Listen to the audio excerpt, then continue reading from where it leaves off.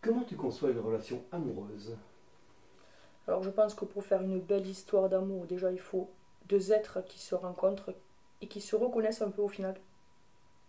Je pense que ça commence toujours par l'amitié. Alors moi voilà, c'est ma façon de voir les choses. Je dis pas, il peut y avoir des coups de foudre, et c'est là on est sur l'amour de suite, mais je pense qu'en fait, quand je dis amitié, je dis ça dans le sens où enfin moi en tout cas j'ai besoin de découvrir la personne et savoir qui elle est avant de tomber amoureuse. Je peux pas tomber amoureuse d'un physique, il me faut savoir qu'est-ce qui se cache à l'intérieur pour tomber amoureuse, voilà, de ce truc-là qui est à l'intérieur. Donc forcément, la discussion, alors il y a peut-être de la séduction, mais c'est dans le sens amical, voilà. C'est comme ça que ça se développe. En tout cas, moi, avec FX, ça s'est construit de cette façon-là. On a d'abord été amis, sans arrière-pensée, ouais, non, sans jeu de séduction, vraiment. Et c'est là que tu vois les personnes à nu, au final. Parce que justement, si tu commences par la séduction de suite et par aller dans ce genre de relation amoureuse à l'instant T alors que tu connais pas la personne, je pense que t'es pas dans le réel. Parce que forcément, quand tu es dans la séduction, t'es dans l'apparat, voilà, t'es pas naturel. Ni les hommes ni les femmes, on est tous, c'est un jeu. Et du coup, pour voir la personne à l'état pur, je pense que ouais, non, il faut que ça soit complètement amical, dans la découverte, et il faut se foutre à poil, quoi. Enfin, clairement, pour savoir. Sauf pas de suite, hein, se foutre à poil. Après, mais là aussi d'abord. Et là, voilà. Là, en fait, ça se construit petit à petit. Et là, après, tu peux tomber amoureux d'une façon de voir les choses,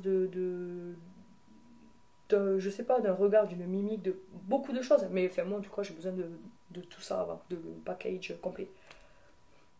Quelle est la plus belle chose que tu aies dite ou tu aies faite par amour? Hum, Alors, je pense que ça doit être quelque chose que j'ai dit et du coup fait. Et je pense que ça devait être par rapport à FX. Je pense qu'en fait, j'ai compris toutes ses souffrances, j'ai compris de par son enfance d'où il venait et la façon dont il avait de voir la vie. Et je pense que, ouais, j'y ai dit et je l'accompagne en fait dans ça. Et je peux pas dire que je travaille avec lui, mais si je travaille sur ça, sur cet aspect, j'ai travaillé sur cet aspect. Je pense que ouais, on en a beaucoup discuté et je pense lui avoir fait du bien. Donc, je pense que par amour, j'ai fait ça. Comment tu décrirais ta vie de couple? Je la décrirais complètement épanouie, en fait, épanouissante. Il y a forcément des ajustements, et voilà. Ça c'est les premières années, et puis même après, des fois. Mais c'est vrai que là, à ce moment précis où on est en train d'enregistrer, je pense que ouais, c'est complètement équilibré. Je suis comblée. Je pense qu'on est heureux tous les deux, qu'on est comblés, qu'on va dans le même sens, qu'on est sur le même chemin et qu'on avance surtout au même rythme, parce que ça c'est très très important, d'avoir le même rythme pour marcher à côté et pas un qui court et qui s'épuise, quoi. Donc ouais, je pense que là on est bien, quoi. On a fait le taf. Qu'est-ce que tu peux nous raconter de la sexualité? Alors qu'est-ce que je peux vous raconter? C'est ce qui finalement fait la différence entre deux amis et un couple. C'est le truc en plus, c'est la sexualité. Parce qu'autrement on serait juste amis s'il n'y avait pas ça. Alors oui, ça sert pour faire des enfants, mais au-delà de ça, je pense que c'est un lien très fort et que si on ne l'entretient pas, bah on est vite pote, quoi, finalement.